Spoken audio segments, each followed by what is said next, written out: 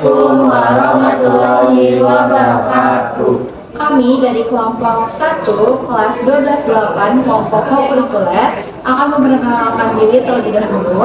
Nama saya Niki Bianti. Nama saya Andika Putra Satria. Nama saya Putri Sonabila. Nama saya Nazila Ibati. Nama saya Muhammad Dati. Dan ayo kita lihat keseruan-keseruan kita di 4 hari kurikuler. Saya Anggi Julianti, perwakilan dari kelompok 1, kelas 12-8, akan menceritakan kegiatan kokurikuler yang mengolaborasikan mata pelajaran Bahasa Indonesia, Matematika, PJOK, dan Agama. Yang bisa kita lihat poin-poin pentingnya di infografis yang telah kami buat sebelumnya. Ini dia gambaran kegiatan kami beberapa hari ke belakang, dimulai dengan melakukan teknik lari jarak pendek disertai games mengambil bola, yang bolanya ini memiliki nominal. Sebelumnya, teknik lari jarak pendek adalah olahraga atletik yang dilakukan dengan kecepatan maksimal pada jarak 100, 200, dan 400 meter. Ada 3 teknik dalam lari jarak pendek. Yang pertama adalah teknik start jongkok, lalu ada teknik berlari, dan ada teknik finish. Nah, setelah melakukan games tadi, bola-bola yang bernominal yang sudah didapat akan dihitung dan dikonversi ke rupiah untuk dijadikan total harta warisan. Nah, hasil dari lari jarak pendek, kelompok kami mendapatkan 3 bola, yakni pink, hijau, dan kuning. Nah, pink itu harga warisannya itu adalah 100 juta, kalau warna hijau itu 50 juta, dan kuning itu 25 juta. Kelompok kami, pink mendapatkan 7 bola, kuning mendapatkan 8 bola, dan hijau mendapatkan 5 bola. Jadi jumlah kelompok kami yang dapatkan adalah 20 bola. Assalamualaikum warahmatullahi wabarakatuh. Perkenalkan, saya Anggi Julianti dari kelas 12-8. Perwakilan dari kelompok 1 akan menjelaskan mengenai kasus warisan. Nah, di sini bisa kita lihat kita memiliki 3 benda, yaitu bola, yang memiliki 3 warna, yaitu pink, hijau, dan juga kuning. Nah, dimisalkan 3 benda tadi kita konversi ke rupiah atau benda tersebut memiliki nilai rupiah gitu ya. Pink ini nilai satuannya yaitu 100 juta, hijau nilai satuannya 50 juta, dan kuning nilai satuannya 25 juta. Sehingga dari situ kita telah mendapatkan jumlah begitu ya. Jadi benda-benda tersebut kita kalikan dengan jumlah yang kita dapatkan. Misalkan benda pink tadi kita mendapatkan 7, maka jumlahnya adalah 700 juta. Nah, sama dengan hijau serta kuning, kita kalikan dengan yang telah kita konversi sebelumnya. Jadi total jumlahnya pink sebanyak 700 juta, hijau 250 juta, dan juga kuning sebanyak 200 juta. Sehingga total dari harta waris yang akan kita hitung adalah 1.150 juta. Di sini saya menggunakan contoh soal bagian A untuk kita nantinya jelaskan cara penghitungannya. Di sini ahli warisnya itu ada istri, ibu, paman, 3 anak laki-laki, 2 anak perempuan, dan 2 saudara perempuan kandung. Di sini sudah saya jabarkan sebelumnya bagaimana cara mengerjakan kasus warisan ini, di mana zawil furusnya ini kita dapatkan adalah istri dan juga ibu. Istri mendapatkan bagian 1/8, sedangkan ibu mendapatkan bagian 1/6. Nah, bagian ini didapatkan karena si mayat punya anak. Nah, 1/8 dan juga 1/6 ini kita kalikan dengan total warisan, sehingga hasilnya adalah 335 juta. Itu adalah untuk total. Nah, untuk masing-masing istri mendapatkan 143 juta sekian dan ibu mendapatkan 191 juta sekian. Nah, untuk menghitung asobah sebelumnya kita harus melakukan pengurangan terlebih dahulu, di mana total warisan harus dikurangi dengan zawil furus yang telah kita hitung. Jadi total warisannya itu tadi 1.150.000.000, sedangkan total dari yang didapatkan zawil kurus itu sekitar 335.416.000 sekian begitu. Jadi kita dapatkan hasil untuk menghitung asobah yaitu 814.583.000 sekian gitu. Nah, baru dari kita mendapatkan hasil itu, kita bisa menghitung asobah. Di sini asobahnya itu adalah 3 anak laki-laki dan 2 anak perempuan. Cara menghitungnya itu sama. Namun, di sini kita perlu perhatikan bahwa anak laki-laki mendapatkan bagian lebih besar daripada perempuan karena memang sudah ketentuannya seperti itu. Jadi di sini 3 anak laki-laki mendapatkan bagian 2/3 dikalikan dengan total yang sudah kita kurangi sebelumnya. Hasilnya kurang lebih adalah 543.055.000 sekian. Karena anak laki-lakinya ada 3, jadi kita bagi 3 sehingga hasilnya itu adalah 181.018.000 sekian begitu. Nah, untuk anak perempuan itu kita bagi 1/3. 1/3 dikali dengan hasil pengurangan tadi, hasilnya itu adalah 271.527.000 sekian. Karena anak perempuannya 2, maka dibagi 2 sehingga per anaknya mendapatkan 135.763.000 sekian. Nah, untuk membuktikan apakah total warisan dan juga yang telah kita hitung benar atau tidak, kita bisa menambahkan jumlah yang telah kita hitung sebelumnya.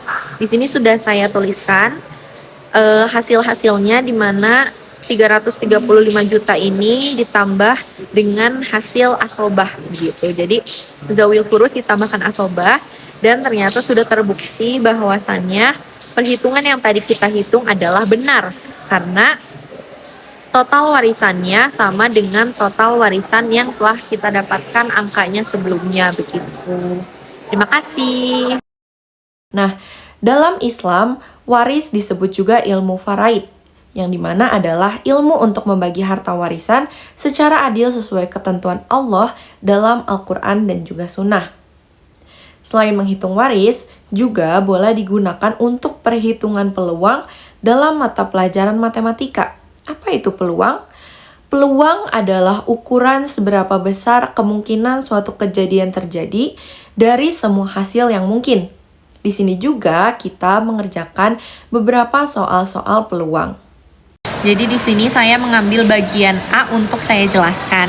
Nah, sebelumnya kita harus melihat dulu nih tabel yang ada di atas, yaitu ada warna bola, jumlah bola yang diperoleh, dan juga peluang. Nah, untuk warna bolanya ini dibagi menjadi 3, yaitu A, B, dan juga C. A itu mewakili pink, B mewakili kuning, dan C mewakili hijau.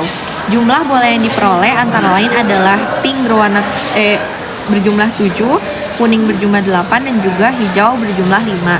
Dengan peluang yang kita dapatkan untuk mendapat bola berwarna tersebut antara lain sebagai berikut. Pink kita peroleh peluangnya itu 35%, kuning 40%, dan hijau 25%. Itu kita bagi dengan 20, yakni dengan total jumlah bola yang kita dapatkan lalu kita kalikan 100 seperti itu. Nah, dari tabel ini kita selesaikan nih masalah-masalah berikut. Yang pertama, diketahui bola berwarna pink sebanyak 7 dan bola berwarna kuning sebanyak 8 akan diambil 3 bola secara berurutan satu persatu. Berapa kemungkinan terambilnya bola pertama berwarna pink, bola kedua berwarna kuning, dan bola ketiga berwarna pink? Jika pengambilan dilakukan 3 bola secara berurutan. Nah, yang pertama ini adalah tanpa pengambilan. Tanpa pengembalian maksudnya.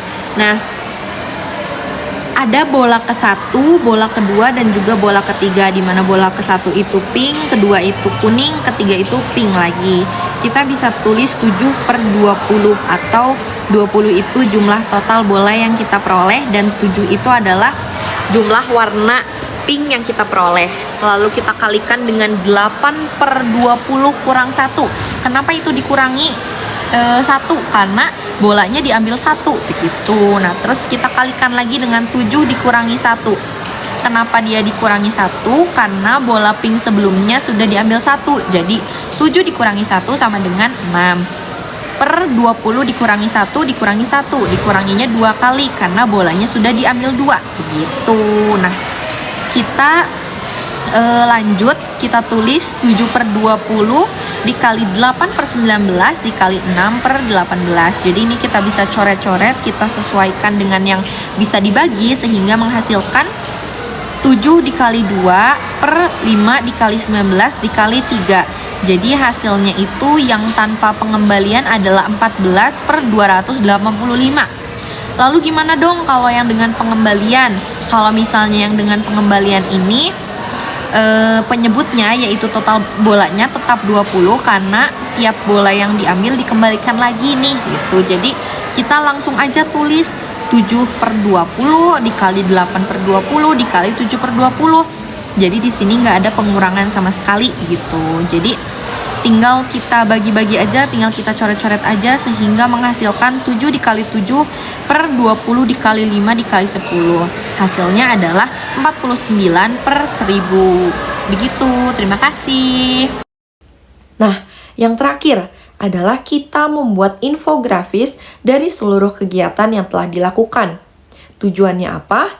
Tujuannya adalah agar kegiatan ini dapat kita salurkan ke media visual yang menyajikan data kompleks menjadi ringkas dan menarik dibandingkan kita menggunakan teks panjang yang cenderung orang-orang itu malas membacanya.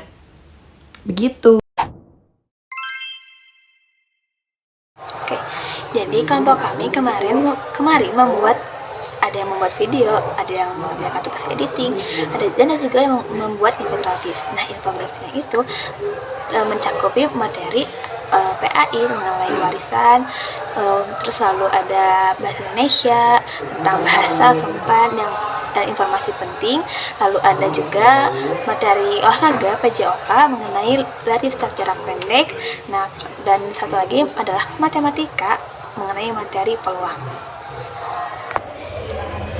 Nah, sekarang kita bakal ngebahas soal peluang dan juga tentang warisan, terutama di nilai-nilai yang kita dapatkan dan juga pesan kesan kita selama menjalani kokurikuler ini.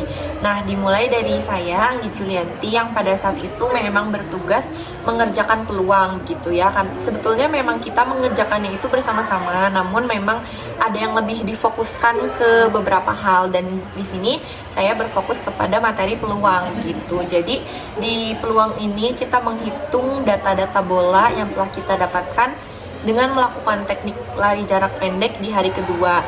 Dan tentunya hasil-hasil tersebut kita mendapatkan nilai bahwa jikalau kita ingin mengerjakan sesuatu, kita harus mengerjakannya dengan objektivitas atau kejujuran gitu ya. Jadi data-data ataupun hasil yang kita peroleh itu memang adalah hasil dari yang kita dapatkan gitu. Jadi tidak ada manipulasi sama sekali. Jadi itu adalah suatu hal yang dapat menekankan kejujuran dan juga objektivitas begitu. Yang kedua itu menurut saya ada ketelitian dan juga kesabaran, karena memang mengerjakannya ini cukup membuat kita tuh harus lebih berpikir kritis dan juga logis gitu. Jadi kita mengerjakannya itu harus dengan hati-hati, juga kita mengerjakannya harus dengan teliti agar dapat mengerjakannya sesuai dengan jawaban yang diinginkan, seperti itu. Juga karena memang ada patokan dari rumus, maka kita harus teliti bagaimana kita menggunakan rumus tersebut, bagaimana cara pengaplikasiannya begitu. Jadi